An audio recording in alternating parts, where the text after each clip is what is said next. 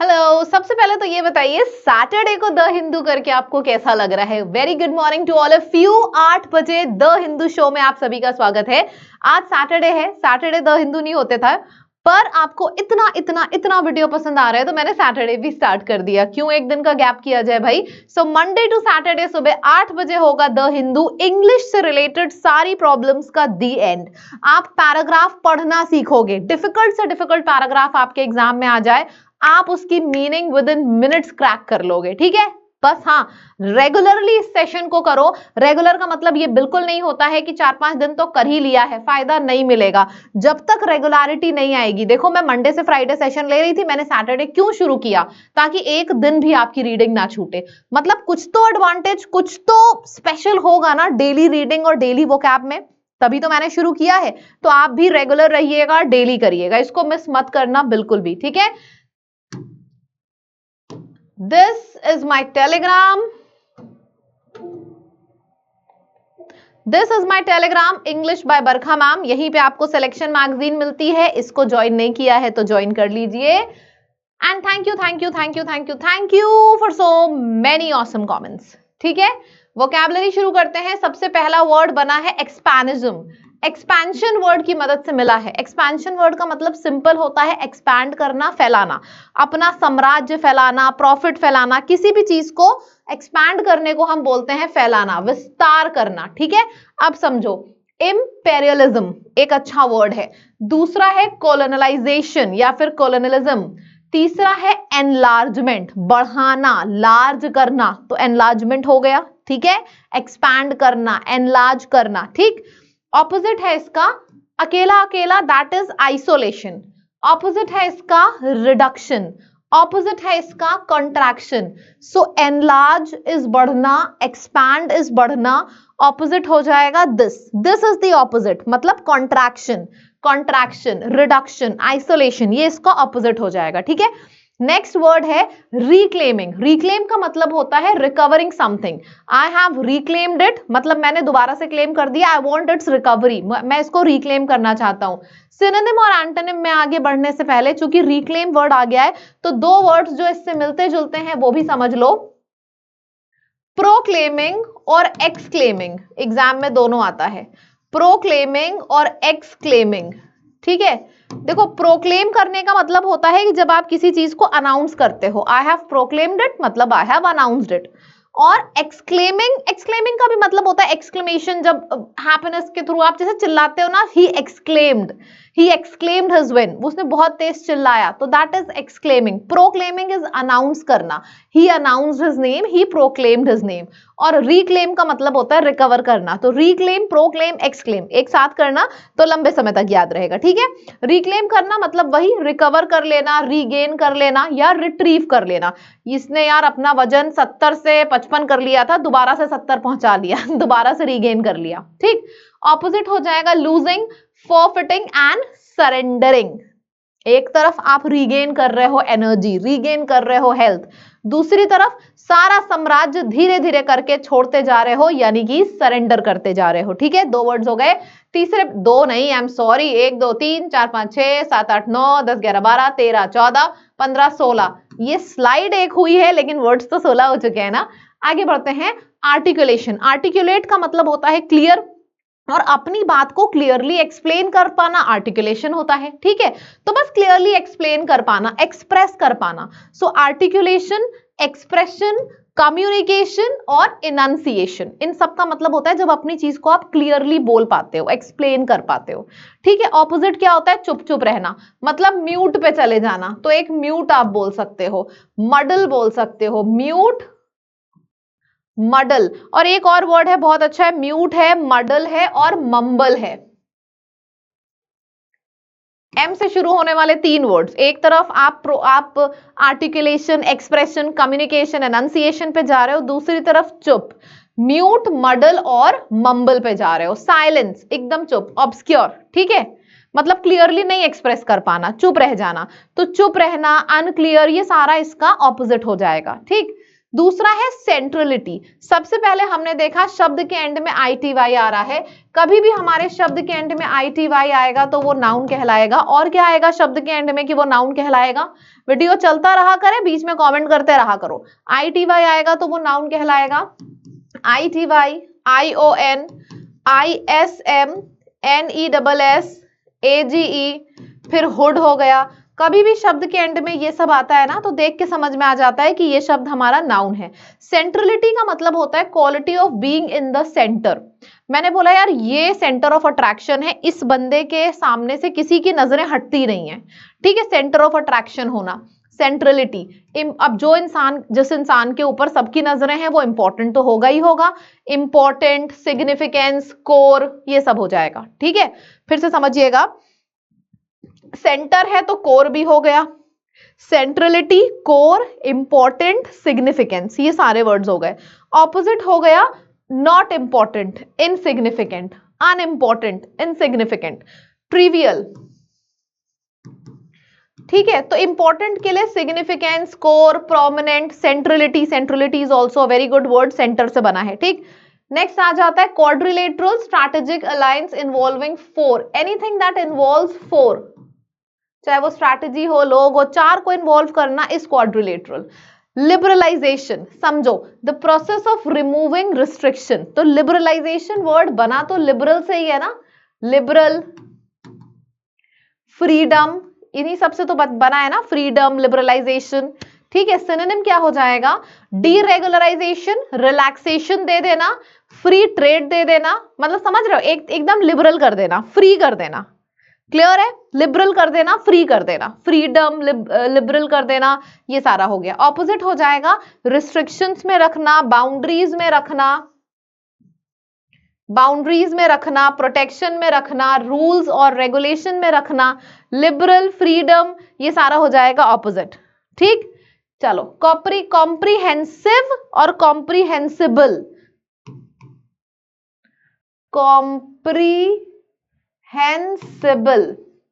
Comprehensive का मतलब होता है कवरिंग एवरीथिंग। मैंने बोला मुझे एक कॉम्प्रीहेंसिव डेटा चाहिए, मतलब मुझे एक ऐसा डेटा लाके दो जिस डेटा के अंदर सब कुछ आता है, तो ये हो जाएगा कॉम्प्रीहेंसिव डेटा। कॉम्प्रीहेंसिबल है मतलब I am talking about something that is clearly understandable. So comprehensive और कॉम्प्रीहेंसिबल, कॉम्प्रीहेंसिबल मतलब अंडरस्टैंडेबल और कॉम्प्रीहेंसिव मतलब हर चीज इंक्लूड करना, ऑल इंक्लूड करना मतलब all inclusive, complete, all, extensive. Opposite हो जाएगा लिमिटेड है, पार्शियल है, रिस्ट्रिक्टेड है, ठीक है। चलिए, इमर्जिंग का मतलब हो जाएगा बिकमिंग एपरेंट और प्रोमिनेंट, धीरे धीरे करके इमर्ज हो रहा है, बिकमिंग प्रोमिनेंट, ठीक है। राइजिंग, डेवलपिंग, इवॉल्विंग, देखो कितने अच्छे अच्छे वर्ड्स हैं सारे। Emerging that means rising, evolving, changing, ये सब हो जाएगा। ऑपोजिट हो जाएगा नीचे की तरफ जाना, डिक्लाइन, डीके, फेड करना, फेड से बना है, फेडिंग हो गया, ठीक है। अब आप मुझे एम से शुरू होने वाले 3 वर्ड्स बताइए जल्दी से, जिसका मतलब होता है शांत। एम से शुरू होने वाले 3 वर्ड्स जो मैंने अभी कराए हैं उसके मतलब बताइए क्या होंगे, जल्दी जल्दी बताइए कमेंट में लिख के। मम्बल, म्यूटनेस और मडल, मम्बल, मडल और म्यूट, ठीक है। क्या बात है, बहुत बढ़िया। तो ये सारा हमारा हो गया। अब आते हैं फ्रेजल वर्ब पे। इमर्जिंग फ्रॉम समथिंग का मतलब होता है coming from something. She emerge from the crisis stronger than ever, वो जितनी स्ट्रॉन्ग थी उससे भी ज्यादा स्ट्रॉन्ग हो गई क्राइसिस से निकल के। स्टेम फ्रॉम का मतलब होता है ओरिजिनेटिंग फ्रॉम समथिंग।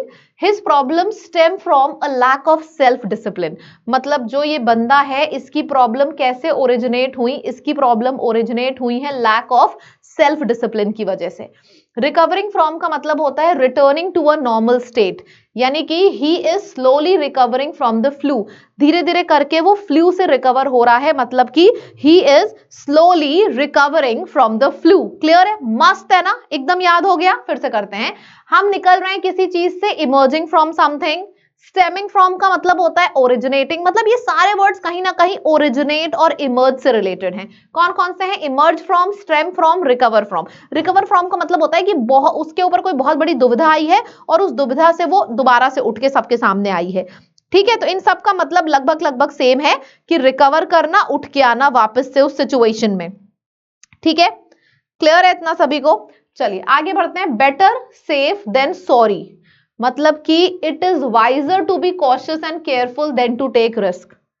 मतलब केयरफुल रहो, रिस्क लेने की जरूरत नहीं है। It's better to be safe than sorry. बाद में सॉरी फील हो कोई मतलब नहीं है, तो बेटर है कि सेफ रहो। It's better safe than sorry. In safe hands मतलब किसी के बहुत सपोर्टिव हैंड में हो, उसके हैंड में जब तक आप हो आपको कोई प्रॉब्लम नहीं आएगी, तो इसको बोलते हैं I am in safe hands. Safety in numbers, being in a group provides protection. कहते हैं ना एक से भले दो, दो से भले चार, मतलब ग्रुप में रहोगे सेफ रहोगे। जंगल जा रहे हो तो बोला जाता है सेफ्टी इज इन नंबर्स, साथ में रहोगे। जैसे वो कुंती ने बोला था अपने 5 पांडव को, साथ में रहोगे तो सुरक्षित रहोगे, तो उसी को बोलते हैं इंग्लिश में सेफ्टी इन नंबर्स। याद है?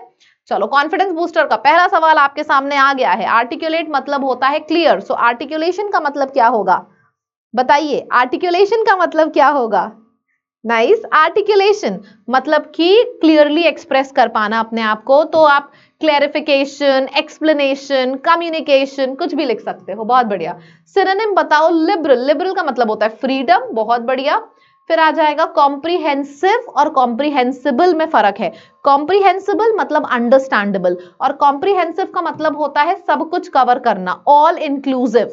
ऑल इंक्लूसिव यानी कि एक्सटेंसिव कवरेज करना। बहुत बढ़िया, यानी कि ये हो जाएगा। इमर्जिंग का मतलब होता है डेवलपिंग, और ई से शुरू होने वाला एक और वर्ड है evolving. Evolving, developing, emerging. That's like my students. Expansion करना, एक्सपेंशन करना, एक्सपेंशन करना, ग्रोथ करना। ऑपोजिट क्या हो जाएगा? कॉन्ट्रैक्शन करना। बहुत बढ़िया। Liberal is again freedom, freedom का ऑपोजिट हो जाएगा प्रेस कर देना, यानी कि रिप्रेशन। That's it. आरसी बहुत प्यारा है आज का। With team Trump, continuity in Delhi Washington ties. Delhi समझ लो इंडिया, ये समझ लो यूएस। इंडिया और यूएस के बीच में जो टाइज है स्ट्रॉन्गर हो रहे हैं टीम ट्रम्प के साथ। ठीक है, अब बाकी पैसेज पढ़ेंगे। बढ़िया पैसेज है। कोशिश हमारी बस एक होनी चाहिए कि एक एक लाइन को ना खोल के रख दें, ताकि कभी भी इस लेवल का पैसेज आए या किसी भी लेवल का पैसेज आए आप अच्छे से कर पाओ। तो चलो भाई पढ़ते हैं। जो विजिट हुई है यूएस के national security adviser Jake Sullivan की इंडिया में इस वीक इज एन एसोसिएशन। ये एक बहुत अच्छी एसोसिएशन है जिसको सेलिब्रेट करना चाहिए। ये एक एक्स्ट्राऑर्डिनरी प्रोग्रेस है इंडिया और यूएस के रिलेशंस के बीच में पिछले 4 सालों से देखा जाए तो। और किसके under leadership? Under the leadership of president Joe Biden. ये 4 लाइन समझ में आ गई कि यूएस नेशनल सिक्योरिटी की विजिट हो रही है दिल्ली में, यानी कि इंडिया में, तो ये हमारे लिए सेलिब्रेट करने की बात है। 4 साल हो गए अच्छे रिलेशंस है इंडिया और यूएस के बीच में under the leadership of Joe Biden. ठीक है, आगे बढ़ते हैं। it is also an opportunity to lay the groundwork. This is a very important occasion for us. इसको कैसे बोलेंगे? It's a very important occasion for us for a smooth transition. Smooth transition क्या बोलते हैं? कि भाई चेंज हो भी जाए और पता भी ना चले। अलग अलग तोड़ तोड़ के पढ़ेंगे फिर एक साथ मीनिंग निकलेगा। बायलेटरल रिलेशन मतलब इंडिया और यूएस के बीच के रिलेशन की बात हुई है। नेक्स्ट एडमिनिस्ट्रेशन, दूसरा एडमिनिस्ट्रेशन जो भी होगा। अब अलग अलग तोड़ लिया, अब जोड़ो एक बार, अब जोड़ो। ये बहुत ही ज्यादा इंपॉर्टेंट इसलिए है, it is very important. Why? Because जो भी नेक्स्ट एडमिनिस्ट्रेशन होगा जो बिडेन के बाद, तो जो बिडेन से उस नेक्स्ट एडमिनिस्ट्रेशन तक का जो ट्रांजिशन है वो इंडिया और यूएस के टाइज के लिए सेम होना चाहिए। क्यों पता चला सेम होना चाहिए? क्योंकि यहां पे लिखा है स्मूथ ट्रांजिशन, मतलब ट्रांजिशन भी हो जाए। जैसे जो बिडेन है, जो भी नेक्स्ट एडमिनिस्ट्रेशन आए उसमें ट्रांजिशन भी हो जाए, मतलब वो चेंज भी हो जाए और टाइज को कोई फर्क ना पड़े। इसको बोलते हैं smooth transition in the bilateral relationship, यानी कि इंडिया और यूएस के बीच का जो रिलेशनशिप है वो एज इट इज रहेगा, चाहे एडमिनिस्ट्रेशन हमारे नेक्स्ट हो जाए। आप समझ पाए? ऐसे पढ़ा जाता है। ठीक है। The significant continuity in US foreign policy. Continuity का मतलब है ये जो रिलेशन है वो चला आ रहा है। यूएस, अब ये कौन सा है? यूएस का इंडिया की नहीं, यूएस फॉरेन पॉलिसी मतलब यूएस का जितनी भी फॉरेन कंट्रीज के संग जो पॉलिसीज हैं between the first Trump administration. Policies की बात कब हुई है? जब पहले ट्रम्प एडमिनिस्ट्रेशन आई थी 2017 से 2021, और बिडेन के ईयर्स क्या थे? 2021 से 2025। Is worth noting, it's worth noting और कॉन्टिन्यूटी। अब एकदम से देखोगे तो समझ में नहीं आएगा, डिफिकल्ट लाइन लगेगी, तोड़ तोड़ के पढ़ते हैं। तो यहां पे कैसे है? जो सबसे इंपॉर्टेंट बात है वो है कॉन्टिन्यूटी यूएस की फॉरेन के साथ। मतलब बोला जा रहा है यूएस की संग जो फॉरेन में जितनी भी कंट्रीज हैं, जो पॉलिसीज हैं, उसमें सबसे सिग्निफिकेंट बात है उनकी कॉन्टिन्यूटी। किस चीज में कॉन्टिन्यूटी? चाहे एडमिनिस्ट्रेशन ट्रंप का हो चाहे बिडेन का हो, कॉन्टिन्यूटी। मतलब पता नहीं चलता है, लगता है कि जैसे if it seems like two siblings are playing their game, they playing with their toy and they interchange their position but they play in the same manner। वही लग रहा है कि दो बच्चे खेल रहे हैं, लेकिन अगर वो इधर से उधर भी आ जाएं तो भी इंसान बता नहीं पाएगा कि कौन सा बच्चा किधर बैठा था। क्यों? क्योंकि उनके खेलने का तरीका बिल्कुल सेम है। वही चीज है, एडमिनिस्ट्रेशन चाहे ट्रंप की हो चाहे जो बिडेन की हो, कोई भी नहीं बता पाएगा कि क्या डिफरेंस है। वाई? बिकॉज इन्होंने एक कॉन्टिन्यूटी मेंटेन रखी है यूएस की जो भी फॉरेन से पॉलिसीज हैं। अब समझ में आया? ऐसे पढ़ा जाता है, ये वैल्यू है 8 बजे के द हिंदू की। आगे बढ़ते हैं। Whether it is commitment to restore US manufacturing capacity, restore करना मतलब यूएस में जो चीजें मैन्युफैक्चर होती थी और ज्यादा मैन्युफैक्चर हो। Determination to counter China's expansion, China's का जो इन्फ्लुएंस है उसको काउंटर करना। बात हो रही है चाहे किसी के बारे में बात हो। When it comes to commitment, commitment चाहे मैन्युफैक्चर कैपेसिटी बढ़ाने का हो, चाहे चाइना के इन्फ्लुएंस को एनकाउंटर करने का हो, फोकसिंग ऑन रिक्लेमिंग, चाहे यूएस की टेक्नोलॉजी को दोबारा से रिक्लेम करने का हो, rearranging the global economic order, चाहे ग्लोबली जो हम जिस तरीके से यूएस बिहेव करता है उस ऑर्डर को चेंज करने की बात हो, Trump and Biden have been on the same page. वही चीज यहां पे बोली जा रही है, सिग्निफिकेंट कॉन्टिन्यूटी, यानी कि इन चारों में से चाहे कोई भी बात हो, दोनों के काम करने का तरीका बिल्कुल सेम है, व्यूज बिल्कुल सेम है, so both of them were on the same page. अच्छे से समझ में आई? समरी लिखो, मन में समरी बोलो, मन में समरी बोलो। चलो मेरे संग। सबसे पहले बात हुई है कि जो यूएस के नेशनल एडवाइजर हैं, जब इनकी विजिट हुई है इंडिया में तो ये सेलिब्रेट करने का मौका है, क्योंकि 4 साल से अच्छा रिलेशनशिप चला है। फिर बोला जा रहा है चाहे ट्रंप का पीरियड हो चाहे बिडेन का पीरियड हो, इनके संग जो भी पॉलिसीज यूएस बनाता है बाकी फॉरेन के लिए, वो सबकी सेम रहती है। पता ही नहीं चलता है कि एडमिनिस्ट्रेशन चेंज हुआ है। It is a very smooth transition. Question आपके सामने है, आंसर करिए, बताइए करेक्ट आंसर क्या होगा। सभी लोग बताएंगे करेक्ट आंसर क्या होगा, जल्दी से, क्विक। ठीक है, तो इसका क्या हो जाएगा? What is the main purpose of US national security adviser? क्या है इनका मेन पर्पस? बताइए। सेलिब्रेट द प्रोग्रेस, इस चीज को सेलिब्रेट करना। 1 is the correct answer. What issue is mentioned as being common focus for both? दोनों का कॉमन फोकस क्या है? यूएस मिलिट्री को रिड्यूस करना। ना भैया, ये सब कुछ नहीं है। 4 चीजें मेंशन थी जिसमें से एक ये था। ठीक है, आज तो सैटरडे है तो आज आपको सिलेक्शन मैगजीन भी मिलेगी और होमवर्क सबसे पहले स्क्रीनशॉट ले लो। मुझे बहुत अच्छा लगता है आप सब आजकल होमवर्क कर रहे हो। This is really fantastic, amazing. ठीक है, तो अगर मैं कल का नंबर आपको बताऊं तो आज कल का नंबर देखा जाए कितने लोगों ने कमेंट किया है। चलो भाई देखते हैं फिर वीडियो में। दैट्स वंडरफुल, 200 के करीब कमेंट्स होने को आए हैं। एंड कोशिश करो ना और कमेंट करो, सब किया करो। ये मैंने सारे आज करा रखे हैं, इससे रिलेटेड चाहे मीनिंग चाहे सिनोनिम जो भी आपको आता है 4 लिख दो। और अगर 4 लिख दिए तो ये जरूर लिखना कि हाँ जी मैम सब याद हो गया क्लास में, चाहे वो कैब हो चाहे रीडिंग, है ना। और आज आपको सिलेक्शन मैगजीन भी मिलेगी मेरे टेलीग्राम पे, तो एक्टिव रहिएगा। पूरी सिलेक्शन मैगजीन आपको लगानी है। सिलेक्शन मैगजीन में 25 सवाल होते हैं, 25 सवाल के आंसर कमेंट में भेजिएगा। ठीक है, अगर कमेंट नहीं आया, जितने भी लोग देखोगे वीडियो, तो मुझे लग जाएगा कि आप सिलेक्शन मैगजीन का यूज ही नहीं कर रहे हो, तो फिर मैं सिर्फ संडे इसको शिफ्ट कर दूंगी। इसी वजह से भाई करना जरूर यूज, इसी वजह से मैं सैटरडे संडे ले आई हूं ताकि आप इसको करो। ठीक है, चलिए। और ये जो फाउंडेशन बैच है, फाउंडेशन 3.0, ये लैब का फ्लैगशिप बैच होता है। मैक्सिमम सिलेक्शन इससे निकलते हैं। अगर आपने ऑफिसर्स में एडमिशन नहीं लिया है, ले लीजिए, अभी भी क्लास शुरू होने में थोड़ा सा समय है। इस बैच में आपको बेसिक से एडवांस तक जीएस अमन सर कराएंगे, रीजनिंग स्वप्निल मैम, कॉर्न्स उत्कर्ष सर, और इंग्लिश में previous year questions, practice paper, doubt session, everything. It's a one stop solution. और मैं आपको कोड भी बता दे रही हूं, LAB लैब, ये हमारा कोड है। जैसे ही आप इस कोड का इस्तेमाल करेंगे फटाफट आपको डिस्काउंट मिल जाएगा। ठीक है, दैट्स इट। आप इस ऐप को जब खोलोगे लाइव कोर्स में आपको दिखेगा कोर्स, और जब आप बुक्स वाले सेक्शन में जाओगे तो वहां पे आपको मेरी इंग्लिश किट मिल जाएगी। ठीक है, चलिए जी, मजेदार रहा आज का सफर। मंडे सुबह 8 बजे मुलाकात करते हैं आप सभी से। Till then tata bye bye, take care everyone.